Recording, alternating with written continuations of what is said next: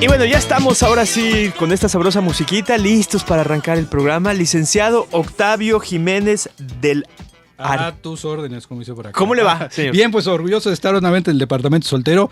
Dado a mi proyecta edad, qué bueno que me dejas enterar. No, porque ya vengo más bien, cuando eres mayor, nada más dar buenos consejos, no malos ejemplos. ¿Te queda claro? Aquí los mejores consejos y todos los consejos son siempre bienvenidos. No, ya sabes, ¿no? Puros buenos consejos te voy a dar. Licenciado, ¿cómo le va? Bien, ante todo, ya hace un año que nos vimos aquí. Estabas un poquito maltrecho. Pero ya te veo. Andaba mal hace un año. Muy bien.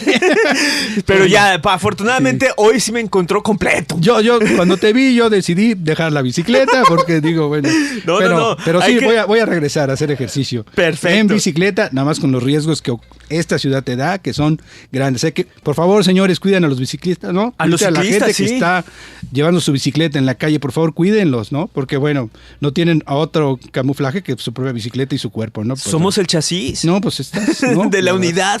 Oiga, bien, licenciado, pues cuatro años. 4 años ya. Hace 4 años. Y afortunadamente hemos estado en los 4 años. Sí, nada de vez. Bueno, ha sido un esfuerzo divertido, yo diría yo, pero un esfuerzo al fin y al cabo de conseguir las películas, de pensar cuál es el programa, porque este año en el 4º Festival de Cine Histórico Militar lo vamos a dedicar, fíjate, entre 2 revoluciones, la rusa y la mexicana, la Primera Gran Guerra, la Primera Guerra Mundial. Ese es el ciclo de películas. Sí. No en medio, pero finalmente, para efectos del ciclo así lo vamos a poner. Exacto, como un sándwich. Sí. No cronológicamente. No, hay una diferencia entre una y otra película, pero finalmente son una misma secuela, en una misma época, digamos. Perfecto. Donde están pasando las cosas al unísono entre la Revolución Rusa, la Revolución Mexicana y la Guerra Mundial, la Primera Gran Guerra. La gente que asista se va a poder dar cuenta ya sabes. estas similitudes que tiene, pues al fin y al cabo, una guerra. Claro, pero ¿por qué no nos platica de la asociación que al fin y al cabo son los que están impulsando todo esto? Te recuerdo, la Asociación de Historia Militar tiene 11 años de vida. Y en esos 11 años de vida lo que hacemos son simposios de historia militar. El próximo simposio se va a hacer en la Ciudad de México, en la Sociedad de Geografía y Estadística, aquella famosa sociedad, la que es histórica en el centro de la Ciudad de México, la que fundó don Valentín Gómez Farías, ¿no? Y es un lugar histórico precioso, ¿no? Ahí pasaron... De ahí sale el nombre de la ciudad de los palacios. Sí, ahí salió las mentes más encumbradas, más brillantes, porque se dedicaron no solamente al aspecto científico, que esa es la parte de la Sociedad de Geografía, sino al pensamiento puro, a mover a México a ser un mejor. Bueno, no es el eslogan, ¿verdad? pero fue sin querer, pero sí, ellos sí movieron a México, ¿no? Sí, movieron a otra circunstancia, a una circunstancia para un país mejor. Bueno, vamos a ver cuáles fueron los resultados y podemos ver que, bueno, tenemos un México mejor que en aquella época. Y entonces hay un simposio. El simposio es el 11º simposio. A través de los trabajos que se hacen en el simposio se crean nuestras publicaciones, Estudios Militares Mexicanos, que llevamos 11 simposios y la 7ª publicación teníamos un atraso por cuestiones, ya sabes, de recursos. Claro, no siempre. El dinero, pero ahí están esperando y bueno, en el momento que quieras por acá venimos a platicar de esos libros, que no nos toma el tema ahorita, pero esos libros me sirven porque tú ves que aquí tenemos el apoyo de ciertas embajadas, la rusa, la embajada de Estados Unidos, de Francia, Luxemburgo. Y Luxemburgo, que es una cosa extraña, ahorita te platico el tema. Y lo que hacemos es como cartas de presentación, llevamos los libros. Y yo me presento a las embajadas, llevo los libros y digo, nosotros somos esto, queremos buscar un símil en su embajada o en su país, a ver si hay algo que se dedica a los estudios militares. Casualmente en este 11º simposio vamos a tener ya una reunión con un centro de estudios militares igual al nuestro, pero en Argentina. O sea, ya tenemos la primera de lo que sembramos, nuestra primera plantita, que es esta unión, lo cual pues nos va a dar frutos posteriormente, ¿no? Lo que queremos es pues acrecentar la historia militar con relación a nuestros países, Argentina y México. ¿Qué relación tienen? Y sí la tienen, porque en el simposio ya tenemos un trabajo verdaderamente importante. Oiga, ¿sí? Licenciado, ¿por qué hay algo que este país tiene y es y que es yo creo que generalizado? ¿Por qué el militar en México es algunas veces tan apreciado? Por ejemplo, la escuela militar La gente la apoya mucho, ¿no? Claro. La alaba. La cuestión médica, ¿no? Me voy a quedar en el hospital militar. No, pues ya te salvaste, te dicen, ¿no? De ahí parte nuestro director, el general Clever Alfonso Chávez Marín. Muchos médicos muy importantes de este país son o están tienen esa formación militar. Exacto. Pero hay una parte de que el pueblo le tiene más miedo a los militares que al propio diablo. Bueno, esa es una apreciación, ¿no? Es un punto de vista en el sentido como genérico. Finalmente, nuestra formación como ejército, como parte castrense, pues parte de principios de este siglo pasado, ¿no? Acuérdate, con Venustiano Carranza, que se lanza a la lucha, y de ahí se da como un primer arranque para el ejército. Pero tenemos otro arranque con Joaquín Amaro, donde se especializa, se profesionaliza el ejército, se dan de baja a todos aquellos que no se formaron en el colegio militar y todo el rollo, y se empieza a profesionalizar el ejército a lo que tenemos ahora. El ejército ahora pues está mejor armado, tiene mejores bases en todo sentido y nos permite pues tener o generar confianza hacia los desastres naturales, que es en la primera instancia. Sí, aquí tenemos una confrontación muy difícil con relación a lo que viene ocurriendo en México, con relación a todo lo que está pasando como focos rojos, ¿no? Da la apariencia que se están armando, superarmando, porque a veces tienen vamos a pasar los delincuentes o la parte de los malos, tienen mucho mejor habituallamiento que los del ejército mismo. Entonces tú no puedes llegar a una zona preguntando, ¿sí?, si te manda el ejército, si te manda tu superior a preguntar, oiga, ustedes, ¿no? Entonces hay un enfrentamiento y siempre hay bajas colaterales, ¿no? Entonces hay que ver esto y con no tenemos un ejército que sea un ejército que amenace constantemente, sino que responde a ciertas condiciones de ciertas regiones, ¿no? En las que sabemos que pues, está muy complicado. O sea, señalar a priori que el ejército debes temerlo, no. Porque simplemente el hecho de que tenemos nosotros en este festival de cine histórico, invitamos a las Fuerzas Armadas y nos sentimos muy seguros porque están con nosotros y están conviviendo en un aspecto cultural, no en un desastre, no en un hecho de armas, no en un hecho de estos que ahora pues de alguna manera han empañado un poco en algunos miembros del ejército. No todo es bueno, ¿sí? No debe ser todo bueno, no debe ser todos almas puras, ni alguien se tiene que equivocar o alguien tiene que estar o pasarse al lado oscuro como si fuera, al cabo, ¿no? son seres humanos. Pues, perfectamente claro el tema y hay que respetarlos en todos sentidos. Además, respetar su investidura, o sea, decir, cuando te digan que te pares, te paras, ¿sí? Porque no es broma, si no es, oye, tengo mucho miedo, no, me paso y me sigo, no. Hay que respetar esas, formas en las cuales el ejército actúa, porque de alguna manera, pues, si son ellos, que algunas veces no lo son, porque entonces se disfrazan y todo el tema, pues hay que respetar las reglas del juego, sí, ¿no? Son ellos. Entonces, tenemos esta incertidumbre, no debemos entrar con miedo. Yo me he enfrentado pues así en Oaxaca cuando era jovencito, en Nayarit también, cuando había un retén y había soldados, pues te paras y dices qué se les ofrece, cuál es el rollo. Abro todo, yo no tengo de qué preocuparme, yo no estoy haciendo absolutamente nada malo y no tengo ningún miedo al respecto, ¿no? Claro. Pues yo asumiéndolo como civil, ¿no? Que estoy circulando sobre una carretera a la cual tengo derecho a circular, ¿no? Claro. Pero bueno, así son las cosas. Hay una percepción que no es nada buena, pues, no es nada buena, pero porque no nada más tienen esa percepción. Afortunadamente tienen detalles te digo, bien, estructuras, sí. como por ejemplo esta asociación, sí. La cuestión médica, sí.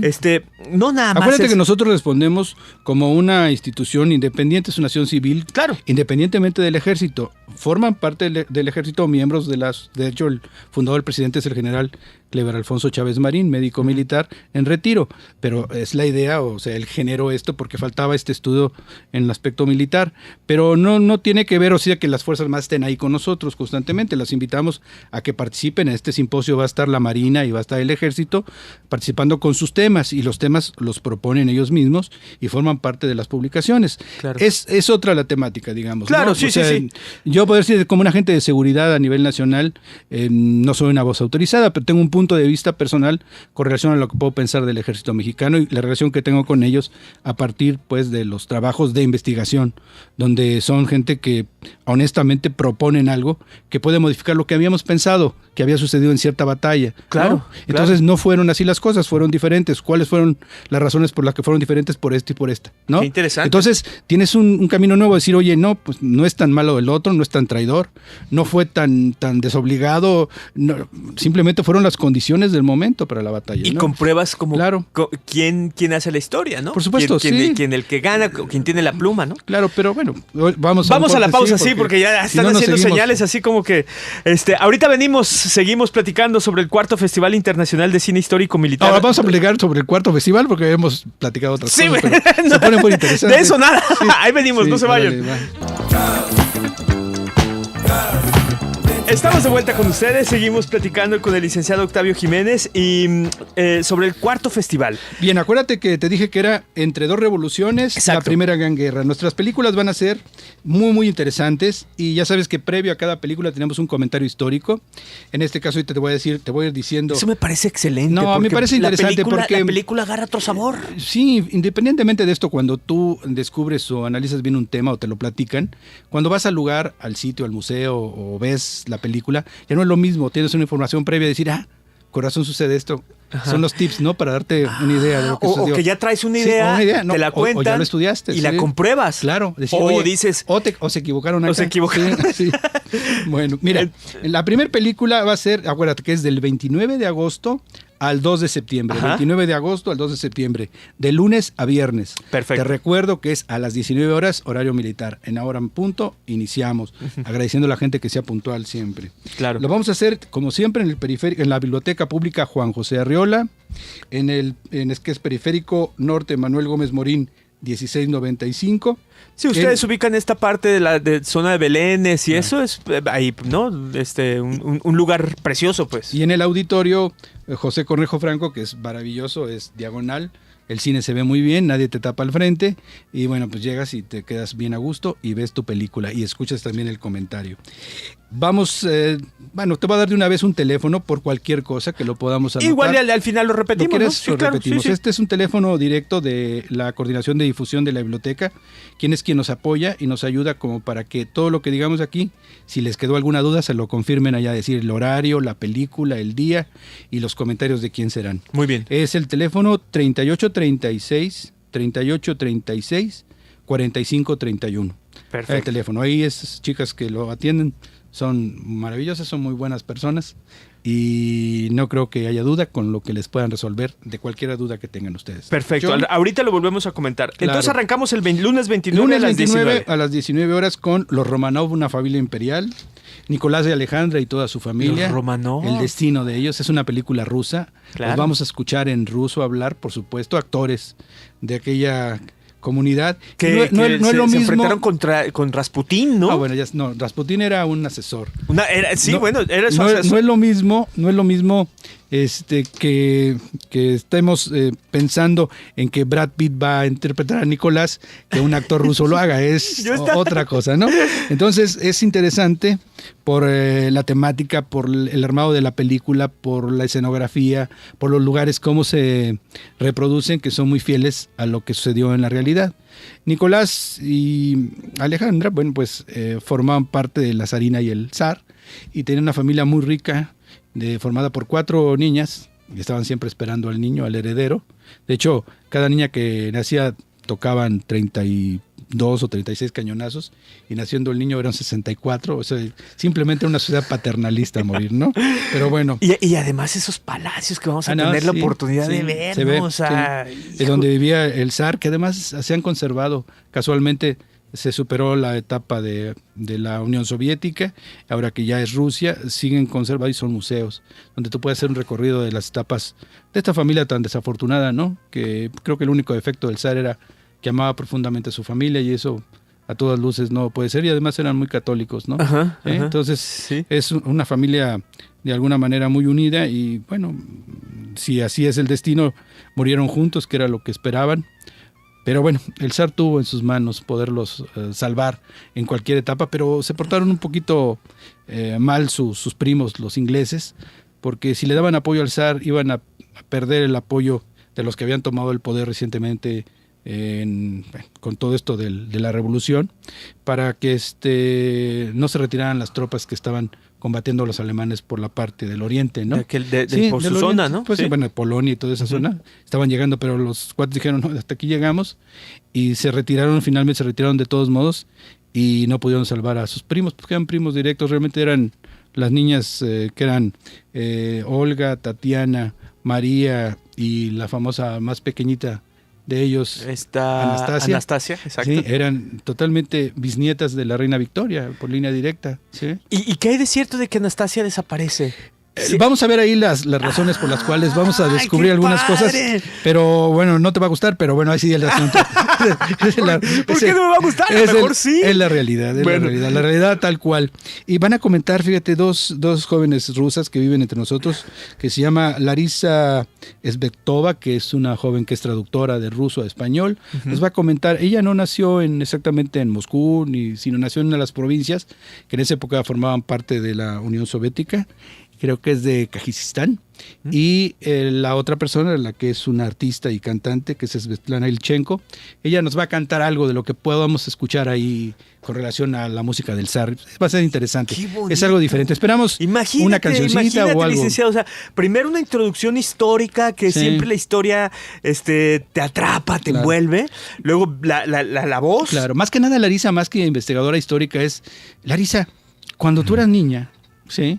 Porque antes de que se hiciera la Unión Soviética, pues que se te platicó del zar, ¿conocías tú esta historia? Este es el toque de decir, bueno, pues eso ni siquiera lo comentaba, ¿no? Los mexicanos no tenemos esa referencia de tener así como muy de cerca a alguien que haya sido un zar, un emperador, una persona de ese. Pero una y lo que representaba diáspora de la gente de que estaba alrededor del zar, todo lo que era la monarquía, todas las gentes que estaban alrededor se fueron a Europa, todo el rollo. Tú puedes ver esto muy fácilmente si tú sigues la serie de Downton Abbey, la inglesa, ¿verdad? Sí, claro. En la segunda temporada, donde están vestidos de militares, está la Primera Guerra Mundial con todas sus consecuencias. Claro. Ve esos capítulos, bien interesante, porque ve exactamente cómo tomaba la familia, una familia de recursos, no una familia modesta, cómo tomaba, según la ficción de la serie. Eran como condes, ¿no? O sea, eran marqueses comparados con los ingleses, con el señor Lores, ¿no? Lores, exacto. Y eran parte del... Pero entonces tú ves cómo sufren, porque en la Primera Guerra Mundial 2 de cada familia murieron. Entonces fue una devastación en el terreno de esperarlos, saber qué pasaba con ellos, y bueno, finalmente recibir noticias de que habían muerto o habían sido mutilados o etcétera, desaparecidos en combate. Pero también ves en alguna de las series, quizá en el cuarto, quinto, cómo se enfrentan pues a toda esta diáspora de la gente de la aristocracia rusa, ¿no? Que llega y se enfrenta con ellos y platican y etcétera, todo el tema, y que no les gusta que traten mal o que digan algo mal del zar, ¿no? Finalmente son congruentes, ¿no? Con relación a lo que ellos vivieron, lo que ellos respetaban, ¿no? Exacto. Igual con nuestro caso de Porfirio Díaz, ¿no? Es decir, los porfiristas, oye, pues admiraban y creían que Porfirio Díaz era lo mejor que le podía haber pasado en su momento, ¿no? Hasta que viene la revolución y bueno. Pero bueno, ¿en qué nos quedamos? Nos quedamos en que ya terminamos el lunes 29 a las 19 con esta plática de dos ciudadanas chicas rusas, que ya viven entre nosotros, ¿no? Ya están casadas o tienen aquí su estadía en México, lo cual les agradecemos siempre. Perfecto. Bien, el martes 30 a las 19 tenemos Noche de Paz. Noche de Paz. Es obviamente todas estas películas están basadas en hechos reales, ¿eh? Por eso tiene este sentido. Noche de Paz es una pausa que hacen en Navidad del 1914, ejércitos alemanes y ingleses, donde ¿se avientan una cascarita? Donde sí, confraternizan y cantan canciones, se llevan regalos. Y está padrísima. Simplemente los lleva a un consejo de guerra. ¿Cómo? Si se están peleando, ¿no? Los altos mandos dijeron, ¿qué está pasando? Pero fue una noticia a nivel internacional que ellos hicieron una tregua por la paz. El hombre no está diseñado para matarse, está diseñado más bien para vivir tranquilamente, y estando en las trincheras, que era verdaderamente espantoso, que es la tecnología de esa época, las trincheras donde quedaban ahí sepultados. Entonces hacen una tregua, y en esta tregua se encuentran con el enemigo y dicen, pues tú ¿qué traes contra mí? Yo nada, ¿no? Y entonces finalmente no sabemos el destino de ellos, pero en el sentido de que si siguieron peleando, murieron, todo el rollo, pero en ese momento, en el 14, pararon las acciones para tener un momento de paz. Y quien va a comentar con nosotros es el licenciado José Gorgonio Ponce Rodríguez de la Sociedad de Geografía y Estadística, y nos va a hablar de este tema, es decir, ¿qué pasó después de que terminó la guerra? O sea, ¿quién se encargó de los que estaban arrestados o eran prisioneros por cada bando? Qué importante eso. ¿Quién supo cuántos muertos hubo? ¿De dónde? ¿Quién hizo esta labor? ¿La Cruz Roja? ¿La Iglesia Católica? Nos va a decir quién. ¿Los propios judíos? No sabemos, o sea, los armenios fue todavía peor, porque ellos desaparecieron. Entre esta cuestión, y hicieron una diáspora de armenios terrible, entre la lucha contra los, lo que venían los rusos y los austriacos y los húngaros, los agarraron como sándwich, ¿no? Entonces fue tremendo, ¿no? Acabaron con ellos. Y bueno, pues siempre perseguidos, ¿no? Los armenios sí, en este caso, pero los armenios formaban parte de los diferentes ejércitos, o sea, decir, unos pasaron también, ¿no? Al bando de los húngaros, otros a los alemanes, otros se fueron con los rusos, o sea que no puede ser, o sea, les destruyeron su mundo, ¿no? ¿Sí? Algo que me gustó mucho de esta película es el vestuario. Pues bien adecuado, ¿no? Exacto, el vestuario y estas estructuras, o cómo... Pues cómo vemos las tecnologías de aquella época, sí. Las trincheras, cómo vivían, ¿no? No, es espantoso. Además, se inventa la manera de matar de lejos con más eficacia. Es el momento que se utilizan los aviones por primera ocasión para hacer reconocimientos en lugar de los caballos y todo esto. Era más fácil regresar. Se utiliza el gas para matar a la gente, un gas de cloro.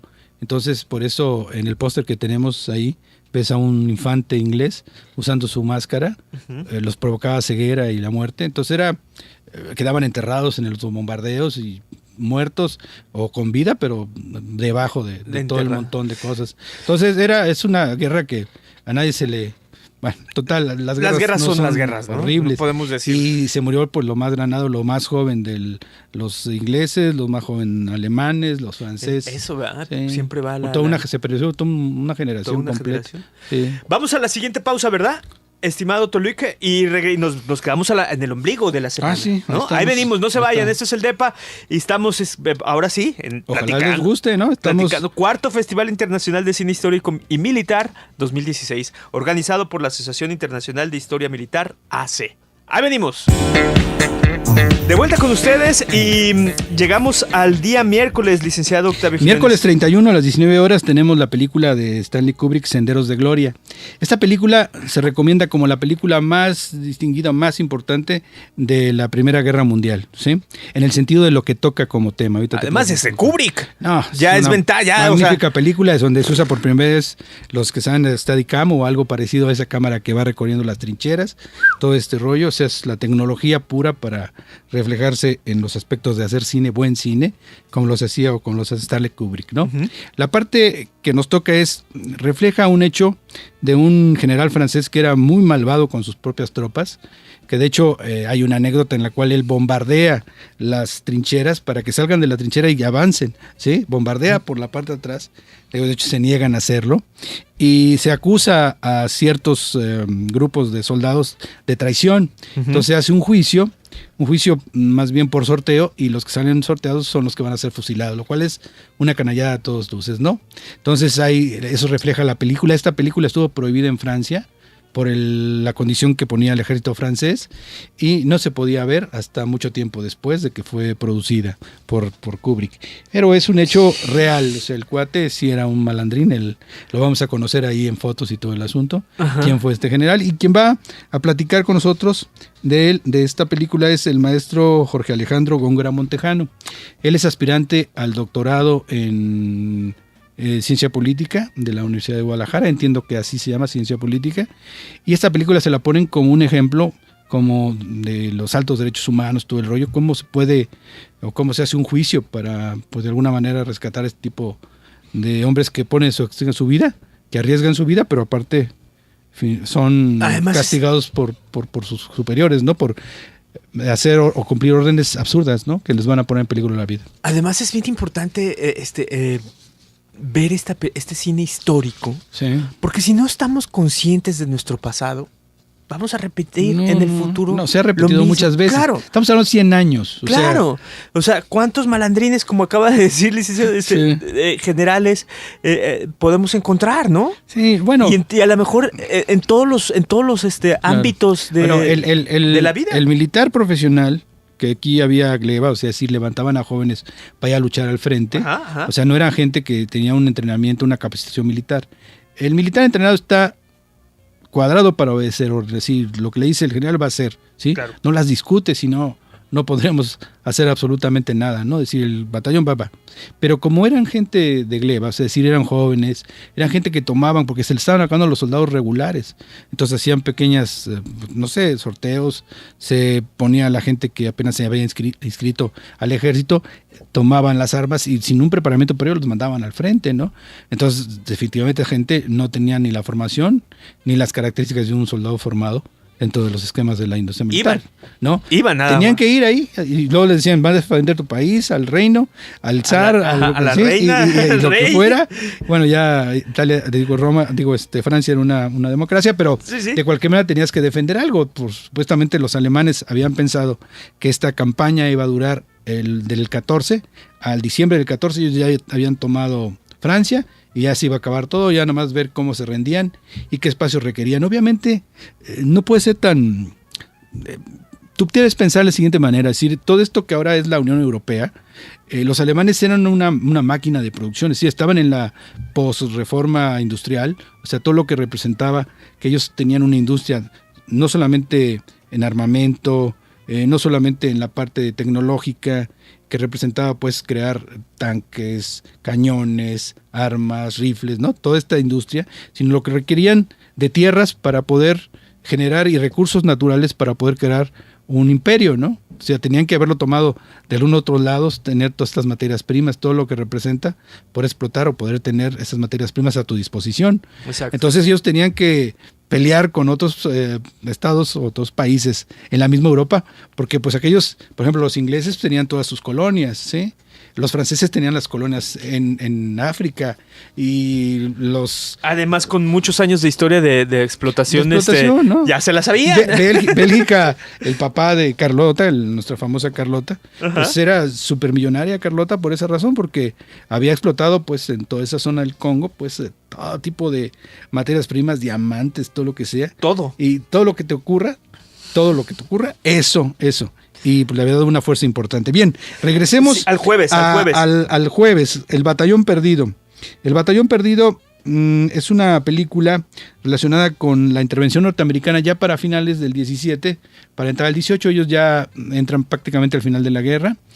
Te recuerdo que hundieron un barco que se llamaba Lusitania y bueno, eso hizo que los norteamericanos pensaran que bueno, pues era un acto de guerra por los famosos submarinos alemanes que también dieron bastante guerra, que llegaban a las costas de América. Terranova por ahí los vieron. Exacto. Les provocaba cierto temor. Hay hasta referencia de que estuvieron aquí por México, ¿no? Pues no hay referencias, bueno, por muchos lados, ¿no? Pero finalmente sí les llamó la atención y les alarmó haciendo estos acá? Que le llamaban U-Boats, que son los submarinos alemanes, anduvieran por las costas del norte en Estados Unidos. Entonces, resulta que la parte que corresponde al ingreso de los norteamericanos, también mandan tropas no muy avesadas, pues mandan a jóvenes que no conocían pues el terreno, pero bueno, son tropas que adiestran en buen tiempo, van allá y lo que narra la película es estas tropas que se pierden en un bosque que se llama Argonne, donde al lado izquierdo, al frente izquierdo, están siendo apoyados por franceses este supuesto batallón y atrás vienen sus compañeros. Se internan, son las órdenes que reciben, dice el cuate, pues yo cumplo órdenes, pero seguramente nos va a ir medio raro. Y sí, tal cual, es una campaña suicida lo que los mandan a hacer para entretener a los alemanes, para que no penetren por ese rumbo, y vamos a ver qué sucede con ellos, a ver cuántos quedan. Y eso es como un hecho real, obviamente, y bueno, por ahí tendremos una historia diferente con relación a qué pasó con ese general o comandante. Vamos a la última pausa, ¿verdad? Sí, vamos a la última pausa para regresar al día viernes y recordar todos lugares, como lo que se conoce como datos duros. Sí. Ahí venimos, no se vayan, esto es el DEPA y seguimos platicando sobre el cuarto Festival Internacional de Cine Histórico y Militar 2016. Ahí venimos.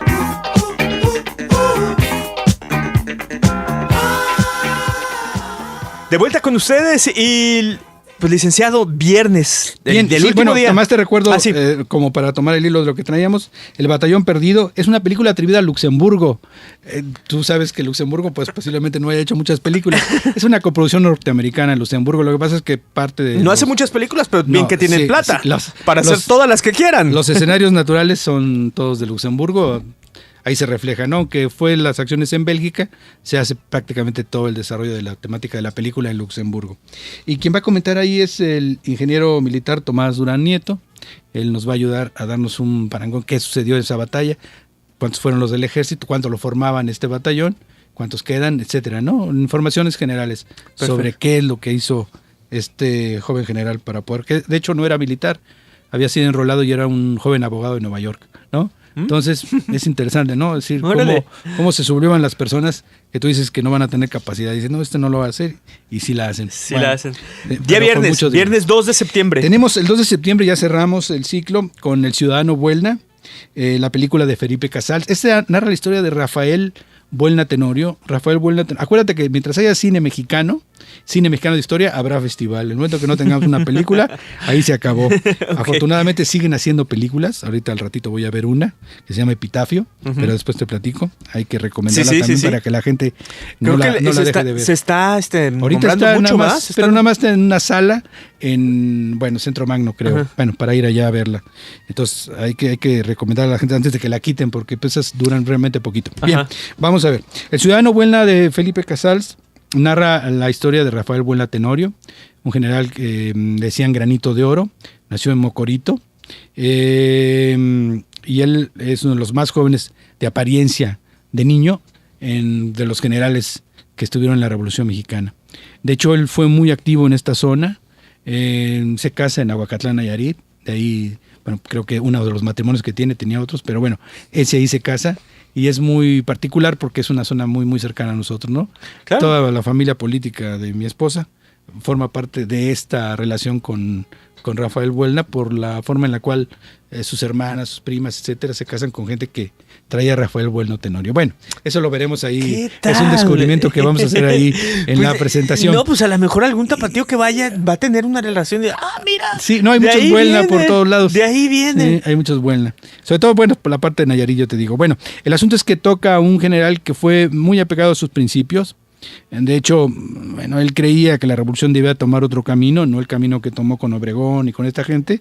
Se pasa al otro bando y pues simplemente le pasa lo que traicionaron o que no fueron con las ideas de Obregón, como el mismo Venustiano Carranza, ¿verdad?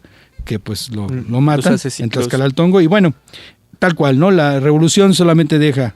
La revolución siempre concentra el poder y lo concentra en pocas manos. Cuando ya no se distribuye, entonces quiere decir que la revolución es una revolución triunfante, entre comillas, porque uno tiene que tomar la decisión. Pero así son las cosas y las reglas del juego. Pero Rafael Buelna fue muy apegado a sus principios, no estuvo de acuerdo con las decisiones, con la reelección de Obregón y todo este rollo.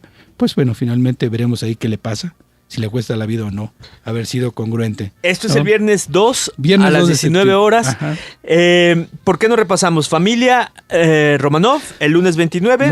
Noche de Paz, martes 30. Senderos de Gloria, miércoles 31. El Batallón Perdido, jueves 1. Y el viernes 2, El Ciudadano Buelna. Ciudadano Buelna, comentado por un ingeniero agrónomo, José Luis Ortiz García, que también está en la Sociedad de Geografía y Estadística. Él ha escrito libros con relación a estas, aventuras de todo tipo de gente que estuvieron por esa zona.